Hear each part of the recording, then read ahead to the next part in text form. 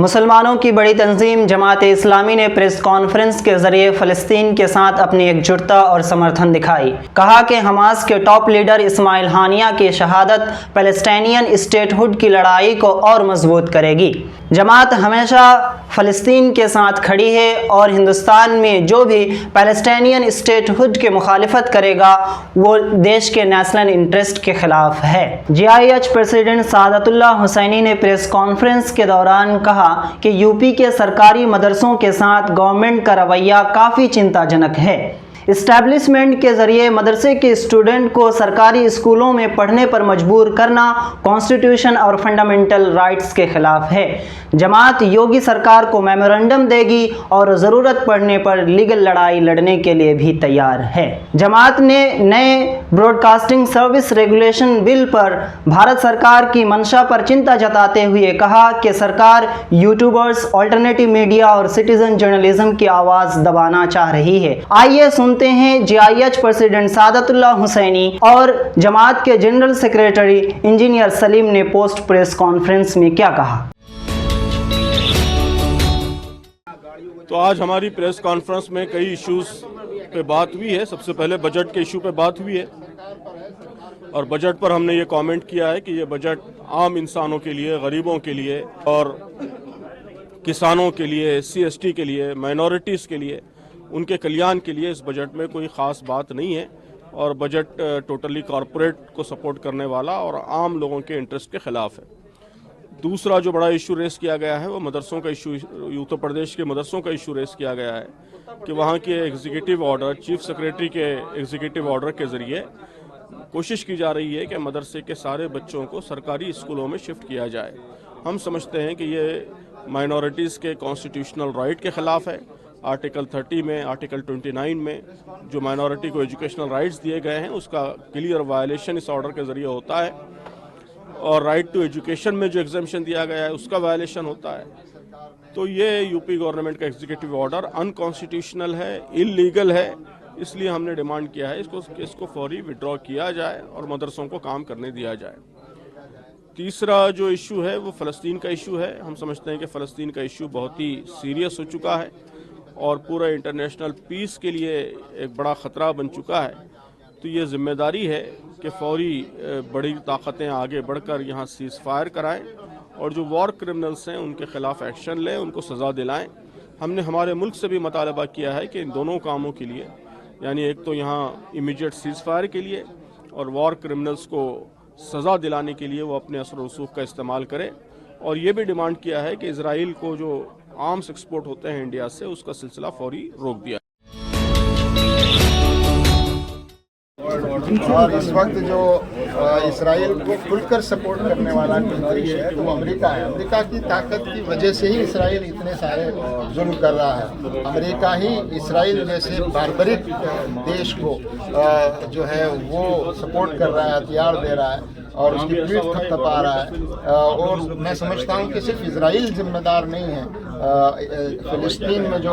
2 लाख से ज़्यादा लोगों की मौतें हो गई हैं अब तक और एक बड़ी आबादी जो है वहाँ पर वो तबाही से परेशान है, तो उसके लिए इसराइल तो वार क्रिमिनल है ही, वहाँ के प्रधानमंत्री और दूसरे जो लोग हैं वो तो है ही, लेकिन जो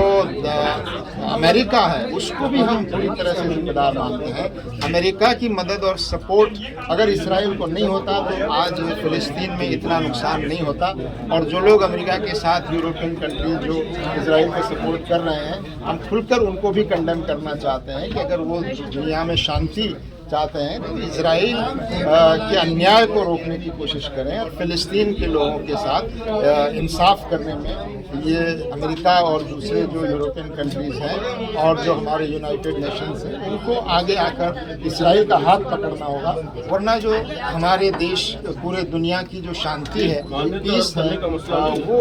बराबर डिस्टर्ब हो रही है और एक वर्ल्ड वार का ख़तरा जो है वो बढ़ता जा रहा है। हमास का चीफ इस्माइल हानिया की शहादत के बाद जो हमास का मूवमेंट है और पैलेस्टाइनियन स्टेटहुड की जो लड़ाई चल रही है इसमें कितना इम्पैक्ट पड़ेगा? देखिए, हमेशा बड़ा पाने के लिए कुर्बानियाँ देनी होती है और हम सैल्यूट करते हैं, सलाम करते हैं फ़िलिस्तीन की आवाम को, फ़िलिस्तीन की माओं को, फ़िलिस्तीन के बच्चों को, जिन्होंने मुसलसल पिछले 70 सालों से अपने खून से जो है वो कुर्बानियाँ दी हैं, जानें दी हैं। और तो मुझे लगता है कि अब फ़िलिस्तीन की आज़ादी और फ़िलिस्तीन में एक आज़ाद रियासत और सॉवरेन रियासत के क़याम जो है वो अब और नज़दीक आ रहा है। और ये जो घटना अभी हुई है कि वहाँ की पूर्व प्रधानमंत्री इस्माइल हानिया को शहीद कर दिया गया है, तो ये शहादत तो इस मूवमेंट को और मजबूत करेगी और फ़िलिस्तीन के लिए अपना ऑब्जेक्टिव हासिल करना और एक रियासत को हासिल करना, मुझे लगता है उनकी मंजिल और नज़दीक आ रही है। और मुझे पूरा यकीन है कि फ़िलिस्तीन के लोगों की ये कुर्बानियाँ सिर्फ फ़िलिस्तीन को आज़ाद नहीं कराएगी, बल्कि दुनिया में जहाँ जहाँ जो भी लोग इसराइल का सपोर्ट कर रहे हैं और जहाँ जहाँ भी लोग आज़ादी की अपने आज़ादी के लिए कुर्बानियाँ दे रहे हैं, उन सब के लिए आज़ादी की राहें जो है वो फ़िलिस्तीन के जरिए से खुलेंगी। तो ये जो शहादतें मासूम बच्चों की हो रही हैं, जो उनके लीडर्स को मारा जा रहा है, ये इस बात का एक क्लियर इंडिकेशन है कि नाउ फ़िलिस्तीन is going to be free, और जल्दी ही फ़िलिस्तीन जो है वो अपनी आज़ादी हासिल करेगी। जैसे उत्तर प्रदेश के मदरसों की बात करें तो सरकार अगर उन मदरसों की जांच करे जो स्टेट के रूल और रेगुलेशन के हिसाब से नहीं चल रहा है, तो क्या ये सही नहीं है?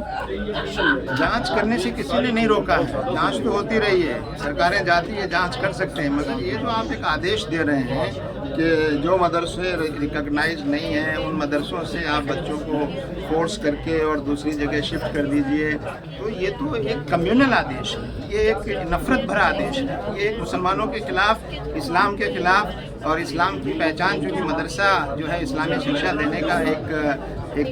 इंस्टीट्यूशन है, उसके खिलाफ जो है आपकी नफरत है, जबकि हमारा संविधान इसकी पूरी इजाज़त देता है और हमारे संविधान के आधार पर हर तबका, हर समाज जो है अपनी धार्मिक शिक्षा के लिए इंस्टीट्यूशन कायम कर सकता है। तो ये संविधान के भी खिलाफ है और मुसलमानों और इस्लाम के खिलाफ नफरत भरा आदेश है, इसको सरकार को फौरन वापस लेना चाहिए। मदरसों में जो अटैक किया जा रहा है और सरकार के खिलाफ बोलने वाले मीडिया को या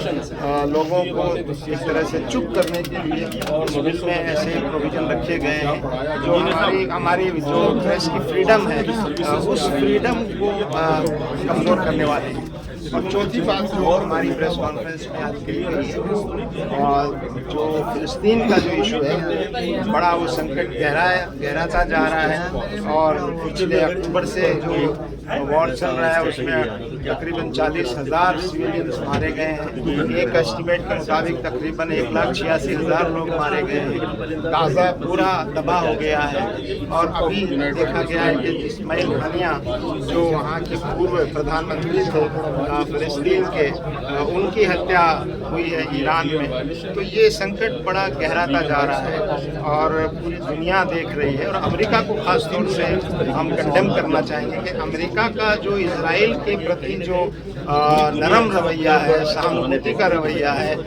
इजराइल को सपोर्ट करने का जो रवैया है और इजराइल को हथियार प्रोवाइड करने का जो ये रवैया है वो बहुत खतरनाक है। पूरी दुनिया में शांति के को एक बड़ा ख़तरा पैदा हो रहा है और एक बड़े वॉर की तरफ दुनिया जा सकती है अगर इसराइल जैसी बारबरिक गवर्नमेंट को नहीं रोका गया। और जो वार क्रिमिनल हैं वहाँ के प्रधानमंत्री नेतन्याहू और दूसरे लोग, उनके खिलाफ जब तक कार्रवाई नहीं होगी और इनको रोका नहीं जाएगा तब तक शायद ये हालात और बिगड़ेंगे। तो हमने अपने देश की सरकार को भी ये बात कही है कि वो अपने प्रभाव और अपने असर का प्रयोग करें, डिप्लोमेटिक रिलेशंस का इस्तेमाल करें और दबाव डालें कि वहाँ पर शांति स्थापना की तरफ वो आगे बढ़ें। भारत हमेशा से फ़िलिस्तीनी राज्य की स्थापना के सपोर्ट में रहा है, हमेशा फ़िलिस्तीन को सपोर्ट करता जा रहा है, तो हम चाहेंगे कि भारत की तरफ से जो इजराइल को सपोर्ट किया जा रहा है और मालूम हुआ है कि हथियार भी वहाँ पर बेचे जा रहे हैं, तो उसको रोकने की बात हम कह रहे हैं कि कम से कम इजराइल को आप अपने हथियार देना बंद करें, सपोर्ट देना बंद करें और फिलिस्तीन को खुलकर सपोर्ट करें।